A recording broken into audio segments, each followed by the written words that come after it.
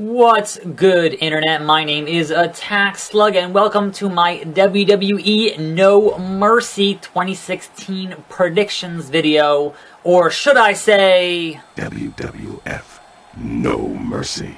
Anyway, we have 7 matches on the card, as usual. Let me know what you think down in the comments who's going to win at No Mercy this Sunday, 48 hours from when this video goes up this weekend. Most notably, this is going to be the last predictions video that's going to use 2K16, because obviously 2K17 is out next week.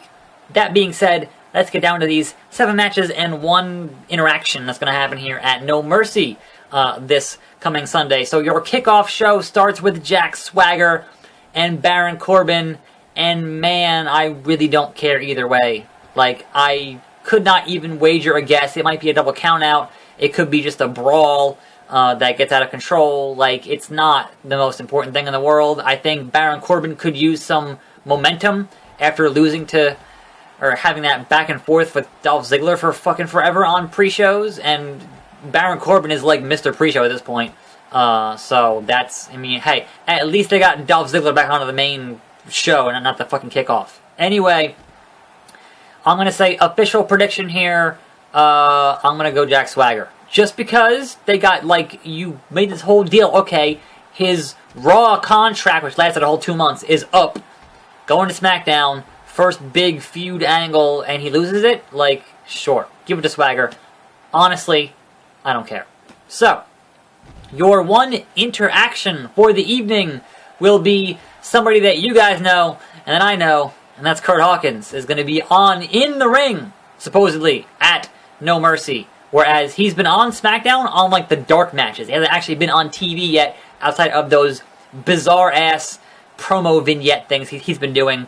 So, will Kurt Hawkins bring memes to life? Bring 10-year-old memes about Chuck Norris to life at No Mercy? Who will he interact with? I don't know. They're saying maybe Apollo Crews, but whatever.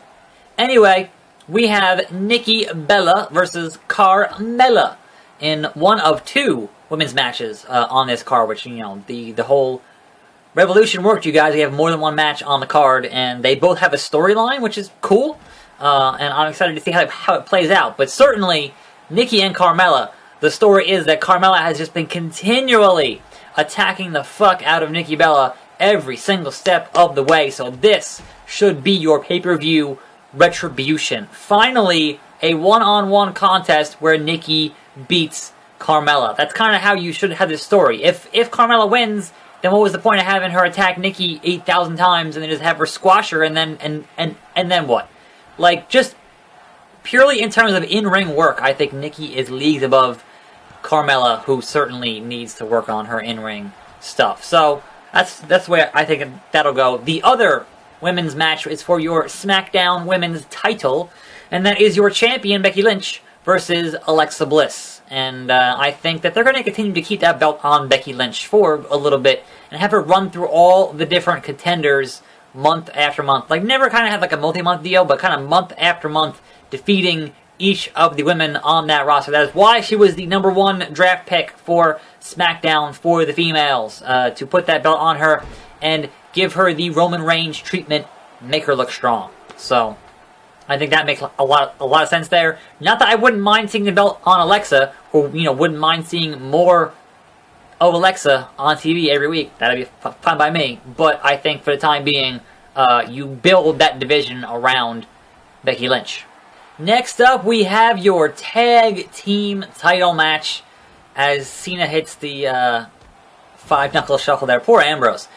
Your tag team titles, which your champions right now are Rhino, the Man-Beast, and the one-man bam, baby, Heath Slater.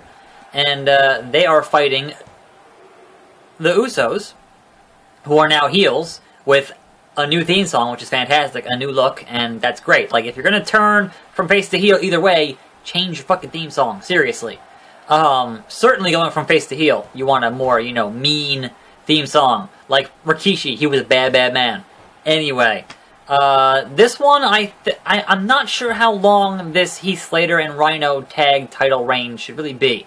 Like, it feels like they only did it to finish the angle with Slater to get him signed for a contract.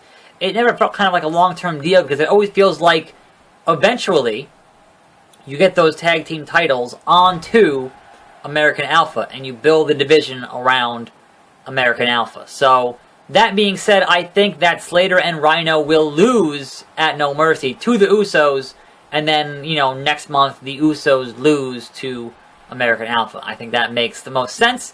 Certainly, they could drag it out longer than that, but I think any way you shake it, by the end of the year, we're going to see American Alpha with those tag titles. I think that just is the most logical booking on that stuff. But, yeah, I could definitely see the Usos taking this one with their superior tag team wrestling and whatever else. And then Rhino has to go back and fucking finish running for election, which is like, you know, November. So, yeah, he could be a, you know, in elected office next month. So that's kind of, yeah, you should be campaigning harder. So it'd make sense to have him lose or turn on Slater or whatever, have them lose their belts so he can go off to do his politics and Slater can continue being the one-man band. Baby. Styles Clash. Styles Clash. Oh, busted him open with the Styles Clash. Get in there, Cena. Anyway, we have there. This is just like an actual finish. Finisher, pinfall, breakup, finisher, pinfall, break it up. Awesome. Crowd on their fucking feet. Anyway, one of the hardest matches to predict, I think, in the evening is going to be your Intercontinental title bout between your champion, The Miz, and the challenger, Dolph Ziggler, who has officially put his career on the line. This is not a loser leaves town. This is not a loser leaves SmackDown, goes to Raw, or whatever. This is, you lose and you're done. Goodbye. Your career is over. And those always have certain gravitas to them that I appreciate in wrestling. So it's essentially like a, you know, win or retire. And it's hard to call because you don't know how much of this stuff is real. Like, it was like last year, they said that, oh yeah, it was like last year that Dolph Ziggler supposedly re-signed a 3-year deal or something like that. But he's been trying to get more of his outside interests to happen, his stand-up comedy career. And there's been some talk, oh, he might transition to be a backstage road agent like Dean Malenko, IRS, Jamie Noble, that kind of thing. So that's all kind of Devon. That's all kind of, you know, makes it a little trickier. But for me, oh, now Cena's busted open. It was just blood match, just bloodbath. For me, the thing is this. Dolph Ziggler has been going real hard on Twitter, where it really seems like, okay, he's going to be taking independent bookings after the 9th, and he's kind of he's making it really feel like that he doesn't think he could win and beat The Miz and be the IC champion and stick around. Now, I think if he was actually truly leaving, he wouldn't be doing that on social media. I think the whole social media thing is a giant swerve, and that Dolph Ziggler is going to win this Sunday and win the IC title. I could be wrong. It could be 100% legit, but it feels like they're finally gotten to the part where they're smart enough to know that if they can work the internet community on social media, it just stirs the pot more on, is it a work, is it a shoot? Nobody knows. So I think they're totally working you guys and me, and that Ziggler will totally get the job done and be your IC champion. Although I have been seriously, Miz is one of those guys that has just, you know, been nailing it lately. Just, you know, he kind of had that run at the top and then went way down, and then he's kind of just climbed back up, and he's been pretty much consistently killing it. Batista Bomb recently. And John Cena. Yeah. What? No. No. And that is not going to happen this Sunday, but I'll get into that discussion here as soon as I load up another match. Boop, boo, doo, boo.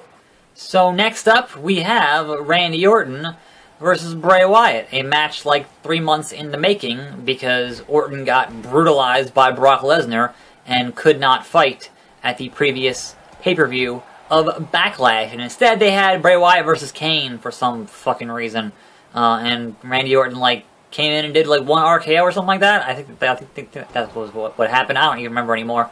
It's all a blur. It's all a blur. But Another big match for Bray Wyatt, the man who just cannot seem to win big matches. Both him and the rest of his Wyatt family, who are not going to be there because Eric Rowan just had surgery on his shoulder there. He's out 4 to 6 months. Braun Strowman is on Raw. Now, the wild card here is Luke Harper. Now, Luke Harper is back and cleared to compete, but has not debuted on TV yet. He did have a live event match in Santiago, Chile, over the past week. So he's definitely, ring ready. Now, do they bring him back for this? Because the thing is, when he came back for that house show, he was on the Raw brand. So, is he a Raw guy? Is he a SmackDown guy? He didn't get drafted.